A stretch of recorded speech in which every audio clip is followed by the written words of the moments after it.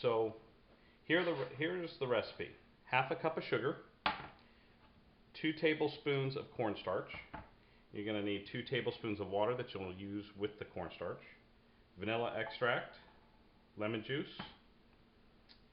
third of a cup of water, and it calls for 2.5 cups of raspberries, which is just about 2 packages. Where did you buy all this stuff? So the raspberries I bought at, I go to Fry's or I go to one of the health stores, either Sprouts or Whole Foods.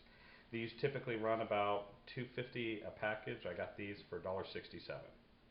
Awesome. And how many times have you made this recipe?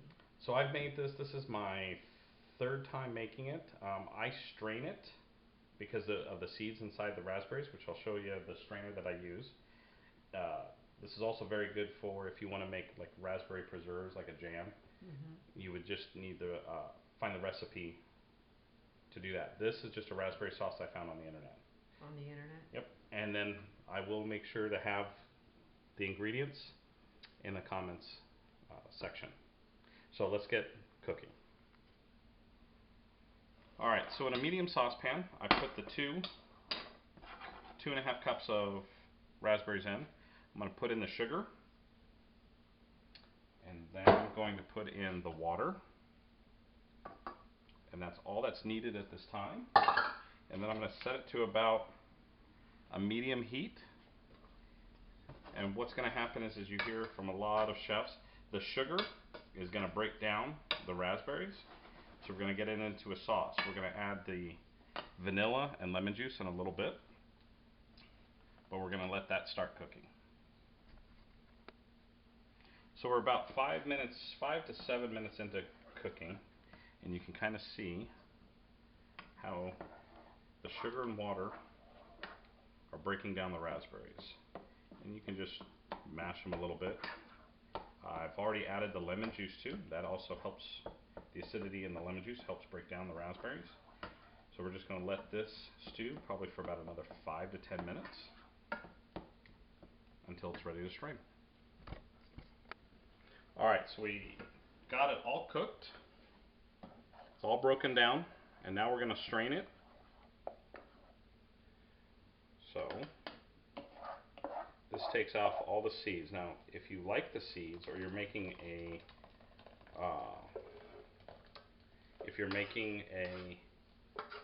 preserves, definitely keep the seeds in. I'll find a recipe and we'll do a preserves episode.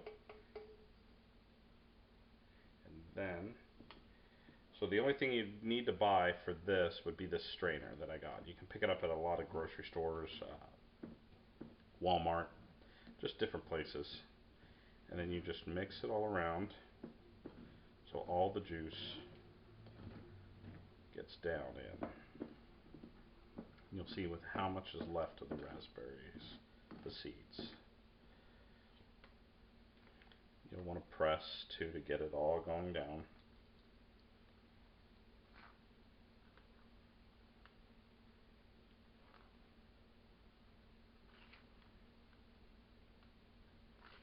So what we're going to be left with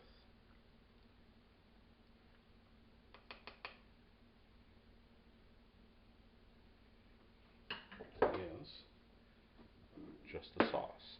So what I'm going to do, there's just a little bit of seeds left, is I'm going to pour this right back in. I'm going to add just a splash of vanilla. Just kind of mix that around. And then the last part is going to be the cornstarch. What the cornstarch will do is thicken it. So I'm going to add the water to the cornstarch, kind of mix it up real quick before it hardens. And then just pour that in.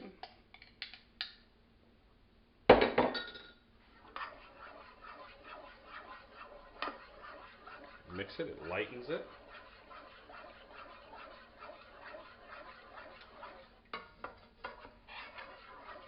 I will probably put it on the stove for probably about another 3 minutes.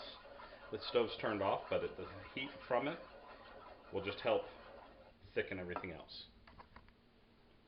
So here's a couple minutes after I put it on with the cornstarch. You can see it's really runny. It's a great color. Oh, it is, and the lemon juice, the vanilla adds a really good flavor. To thicken it up, you will want to refrigerate it. But if you're going to do a vinaigrette, you will want to get all of your ingredients ready and then just make it straight from that. And that Delicious. So good. it's not too tart and it's not too sweet with the vanilla and the sugar. It has a really good flavor. You can use this for topping, making with a frosting as a middle layer in a cake too. So there's a lot of uses that you have with this raspberry sauce. But that's all. Next time, it's going to be some pork chops and a homemade barbecue sauce.